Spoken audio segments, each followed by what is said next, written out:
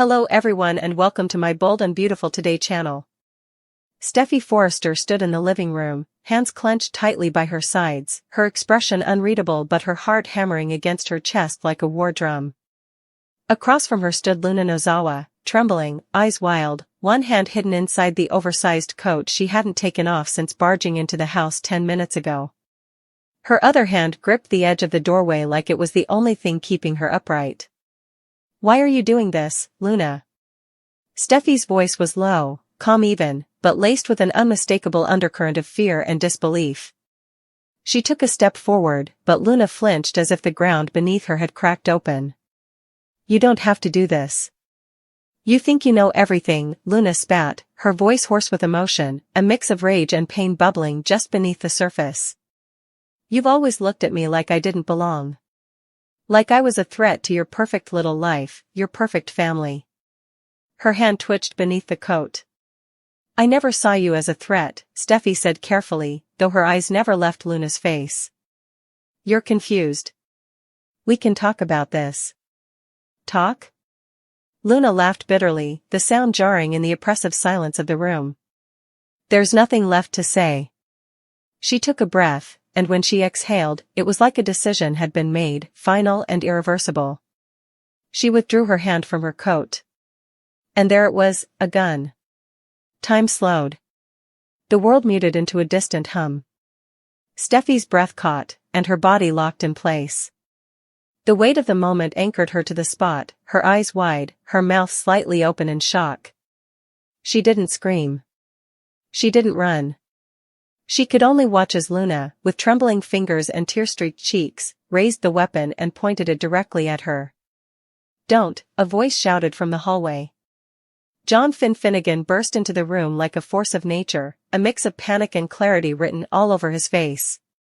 He saw the gun. He saw Luna's wild eyes. And he saw Steffy, frozen in the line of fire.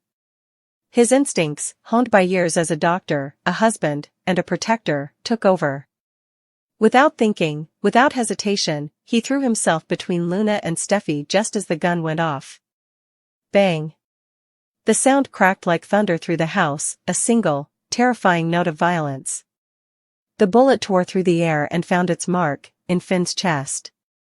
His body jerked with the impact, and he crumpled forward, falling into Steffy's arms with a strangled gasp.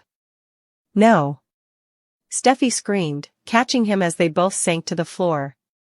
Blood was already seeping through his shirt, spreading like a crimson blossom across the fabric. She pressed her hands to the wound, tears streaming down her face. "Finn! Stay with me. Please!" Luna stood frozen, the gun slipping from her grasp and clattering to the hardwood floor. Her face went blank as if the enormity of what she'd done had finally caught up to her. She took a shaky step back, then another, before collapsing to her knees in the corner of the room, staring at her blood-stained hands in horror. "Call 911.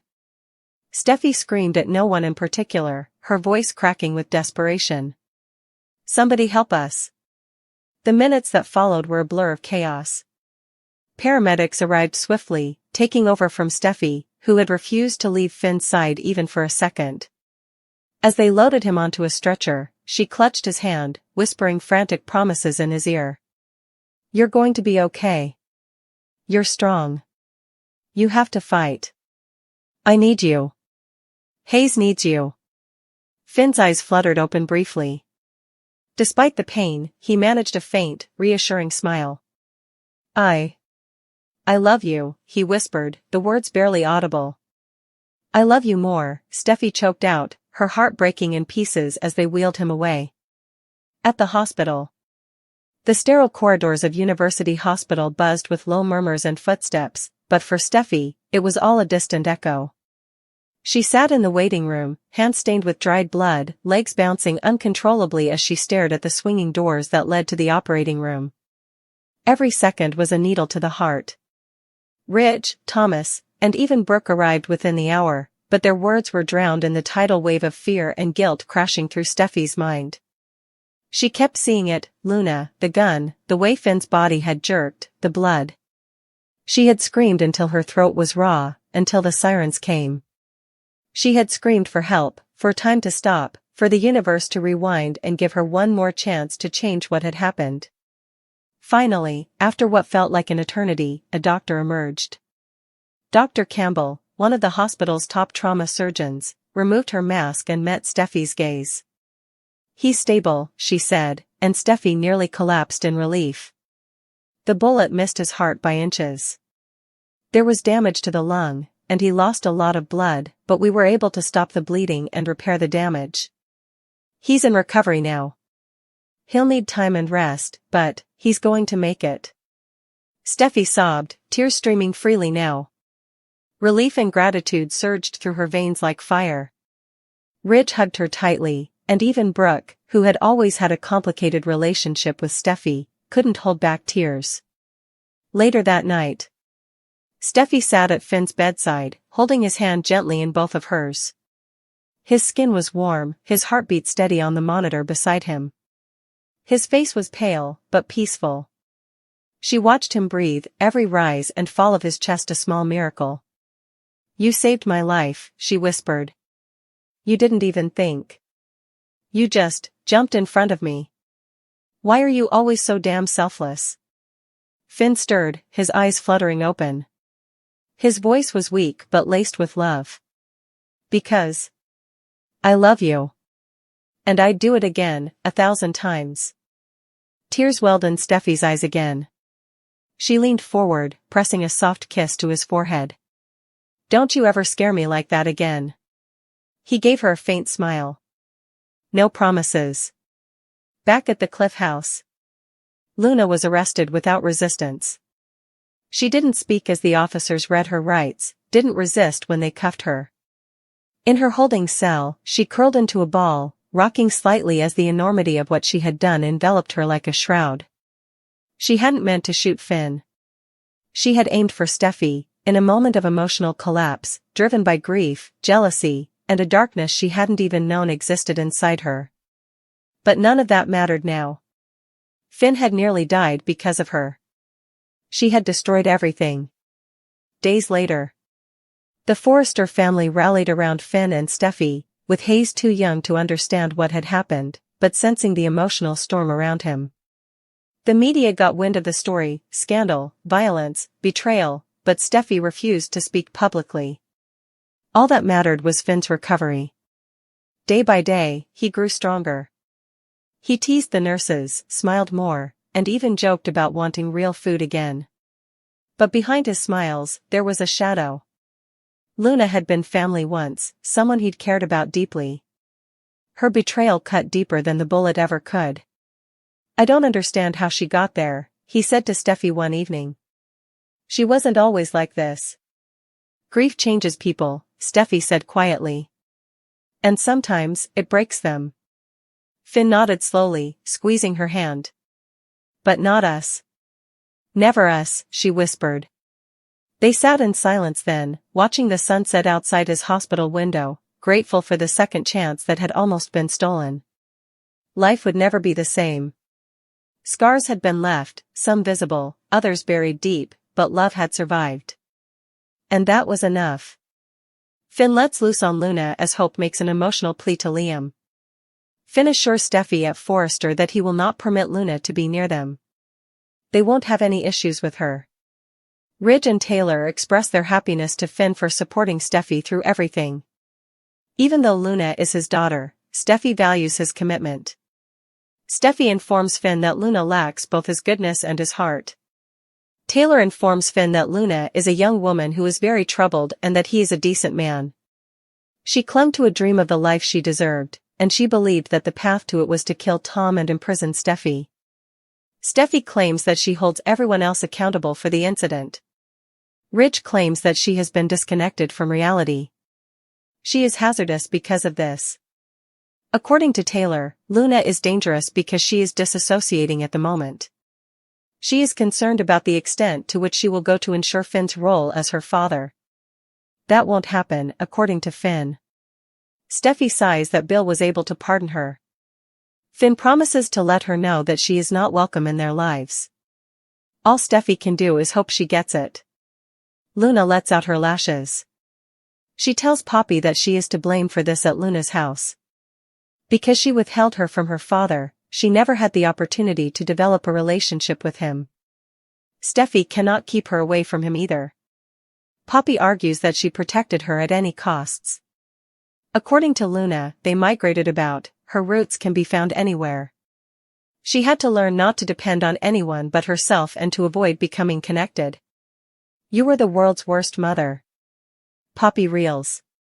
She brings up their close relationship with her daughter. Luan berates her for keeping her father away from her and mocks Nozawa power. Steffy is now attempting to harm her in the same way as an adult. If Finn had been in her life, it would have been very different. She can no longer lose because she has lost too many years. Poppy advises Luna that although she can accept responsibility, she must quit blaming her upbringing. She must quit using her early years as an excuse for her transgressions. Luna, this is on you. And just you. Luna assumes that, like everyone else, she is abandoning her. Bill won't even help me, she sarcastically says. Poppy swoons. You were pardoned by Bill. You owe that man your freedom and your life. Sneering, Luna advances and declares, believe me, Penelope. I will take full use of my independence. And it implies a future with my dad. And I will not be stopped by anything. Steffy Forrester in particular. Liam breaks down. Hope brings Liam a sketch of their family that Beth gave him, along with her laptop to fix at the Cliff House. She inquires about Liam's well-being when he becomes depressed. He detests having to part from them. Hope is glad to learn that he still has some strength. She doesn't need an excuse to check up on Liam when he shows her how to utilize Alt-Control-Delete on her laptop.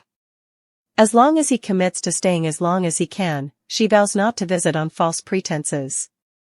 When it comes to spending as much time as possible with the ones he loves, he will stop at nothing. Although Liam acknowledges that he struggles to keep his composure, there are times when he truly forgets, usually when he's around the girls. After that, reality returns. Steffy and Hope are there for him. They have been his lifeline, he claims.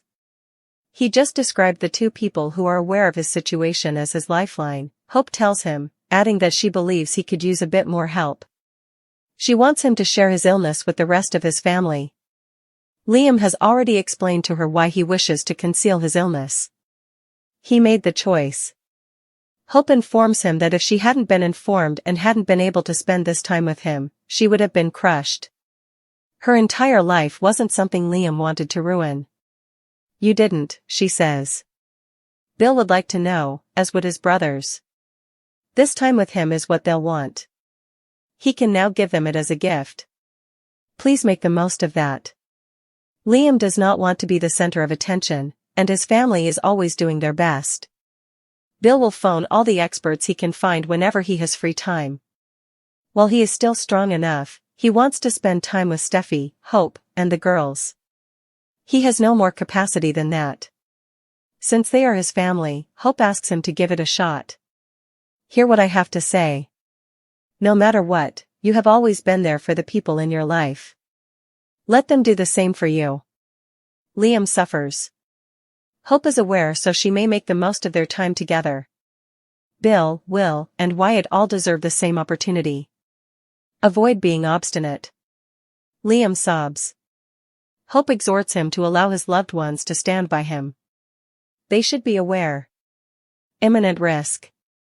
Steffy, Taylor, and Ridge are by themselves at Forrester. Ridge doesn't believe what Finn said, Steffy believes. Ridge simply believes that they cannot risk anything with Luna. According to Taylor, she is unpredictable and dangerous. She's already her objective. Steffy questions whether she should always be afraid. She can't allow Luna to rule her life, but she won't let her guard down either. She believes Finn will protect them. She trusts him when he claims he won't have Luna in their lives. When Luna learns she won't be a part of Finn's life, Ridge wonders what will happen. So what? Finn is working at the table in the Cliff House when Luna enters and greets him as "Hello, Dad." "What are you doing there?" wonders Finn as he jumps up. She is unable to attend. Without Steffy, Luna had to see him. I need you. She dreamed about her father for a large portion of her life. She is aware that she is also drawn to it. We've been over this, says Finn. According to Luna, this is about them and Steffy isn't here right now. Daughter and father. She has been excluded by everyone else. Please, father. Inform me that you would like me to be a part of your life. Although Finn has given this a lot of consideration, Luna is the one who placed them here. Luna, you killed 2 people. My wife was drugged and kidnapped by you. You abandoned her to perish. Even though you are my daughter, we will never be romantically involved. You can't mean that, Luna pouts. Finn shouts, yes. And you're never going to visit me or my family again. Luna's face takes on a menacing expression. At Forrester Creations, the atmosphere was heavy, charged with a simmering mixture of dread, determination, and a thread of hope that barely held the fractured family together. Finn stood firm, his voice resolute, unwavering as he promised Steffy he wouldn't let Luna anywhere near them again. His words, steel-edged and sincere, were an oath forged in the fire of recent horrors, of betrayal, of loss, of waking nightmares still clawing at the edges of their waking minds. Steffy, ever the bastion of strength tempered by pain, looked into her husband's eyes and saw not only his anguish but his unyielding commitment to her and the family they fought so hard to preserve. She believed him. She needed to. Taylor, always the psychologist even when cloaked in the protective armor of motherhood, echoed Steffy's unspoken fears. She told Finn that his loyalty hadn't gone unnoticed, not by Ridge, not by her, and certainly not by Steffy. They were grateful, relieved even, that despite the staggering revelation that Luna was his daughter, his priorities hadn't shifted. He remained their protector. Their steady hand in the chaos. Steffy, in a voice that cracked with emotion despite her strength, told Finn that Luna didn't possess his heart or his goodness. She wasn't like him. Taylor nodded gravely and called Luna a deeply troubled young woman, a girl who had latched onto a fantasy so deeply that it blurred the line between imagination and madness. To her, killing Tom and caging Steffy was the only pathway to the dream life she felt entitled to. That, Taylor asserted, was more than delusion, it was pathology. Steffy, still haunted by what Luna had done, confessed that Luna's inability to take accountability was what terrified her the most. She blamed everyone, her mother, her circumstances, even Steffy herself, but never her own decisions. Ridge, his jaw clenched and his fury quiet but unmistakable, declared that Luna had lost touch with reality. That was what made her dangerous. Taylor warned that Luna was disassociating now, losing grip on the real world and, worse, desperate to secure her place in Finn's life, no matter what that took. Finn's response was immediate and absolute: it wasn't going to happen. He would not allow Luna to infiltrate their lives. Steffy sighed, her mind returning to the thorn in all their sides, Bill Spencer. He had gotten Luna pardoned. How? Why? It didn't matter. The result was the same, Luna was free. But Finn, sensing the weight of Steffy's despair, assured her once more he would make it crystal clear to Luna that she had no place with them. He just hoped, somehow, that she would understand, and stay away. But miles away, Luna was unraveling. In the sanctuary of her own space, which now felt more like a prison of memories, she stood face to face with her mother, her voice vibrating with fury. Her life, as she saw it, was a long thread of deprivation and denial. This was Poppy's fault. If she had just told her the truth, if she hadn't kept her from her father, from Finn, then none of this would have happened. Her childhood had been rootless, empty, marked by constant movement and an aching longing for a sense of home she never found. And now? Now Steffy was threatening to take from her the only thing she had ever truly wanted, her father. Poppy, desperate and hurt, tried to reason with her daughter. Everything she had done, she said, had been out of protection. But Luna wasn't having it. She shouted about how she had been taught to never rely on anyone, not because she wanted to, but because she had no choice. Her voice broke as she called Poppy the worst mother in the world. Poppy, stunned, reminded Luna of how close they once were, the bond they had shared, the strength she always spoke about, their so-called Nozawa power. But Luna sneered at that now. That power had come at the cost of her real family. If Finn had been a part of her life, it would have been entirely different. She would have had a future, a home, a father who loved her. Instead, she had lost too many years. And she was not going to lose any more. Not to Steffy. Not to anyone. Poppy, voice shaking with a mother's heartbreak, said that while Luna could claim her pain, she had to stop using it to excuse what she had done. Drugging and kidnapping Steffy, killing Tom, these were choices. Not childhood scars. This is on you, Luna, she said, voice unwavering. And you alone. Luna, eyes glittering with betrayal, whispered that everyone was turning their back on her. Even Bill, he wouldn't help her. Poppy stared in disbelief. Bill got you pardoned, she said. You owe your life and your freedom to that man. But Luna, unmoved, stepped closer and sneered. Trust me, Penelope. I'm going to make the most of my freedom. And that means a future with my father. And nothing is going to stop me. Especially Steffy Forrester. Meanwhile, at the Cliff House, serenity cloaked in tension, Liam sat with Hope as she handed him her laptop, half an excuse, half a genuine need. She also brought a drawing Beth had made, a picture of their little family, simple and heartfelt. It touched something deep in Liam, and his expression grew somber. Hope noticed immediately and gently asked if he was okay. Liam's silence spoke volumes, but when he finally answered, it was with vulnerability. He hated this, hated that he had to think about leaving them, hated the reality he couldn't wish away. But Hope was glad, in a strange way, to see that fight in him. It meant he hadn't given up. As Liam showed her how to fix her laptop, a simple task that gave him a sliver of control, Hope teased that she didn't need an excuse to come see him. She promised not to invent reasons to check on him if he promised to be there for as long as he could. Liam gave his word. Every minute mattered now. He admitted that sometimes, when he was with the girls, he could forget, just for a moment, that he was sick. Hope told him she and Steffy were there for him. But more than that, she gently pointed out that the two people who knew about his diagnosis were his lifeline, his exact word. Maybe it was time to let the rest of his family in. Liam resisted. He had reasons. He didn't want everything to become about his illness. He didn't want his dad or brothers to be consumed by it. Especially Bill, who would spend every waking moment trying to fix the unfixable. But Hope, firm and compassionate, told him that wasn't his choice to make. She would have been devastated if she'd never known. She was grateful to have this time with him. Bill, Wyatt, even little Will, they deserved the same. Don't be stubborn, she said, as Liam's eyes filled with tears. She urged him to let them in. They deserve to know. Back at Forrester, the fear had taken root again. Alone now, Steffy, Taylor, and Ridge continued to wrestle with the implications of Luna's freedom. Ridge didn't trust the situation. He didn't doubt Finn's loyalty, he doubted Luna's ability to accept the truth. Taylor repeated her diagnosis: Luna was dangerous.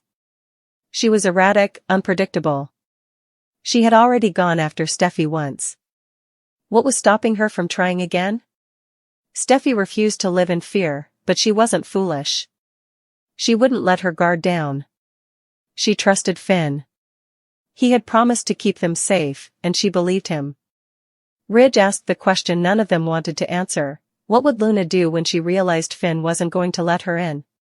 How far would she go? And at that very moment, the answer was walking through the door of the Cliff House.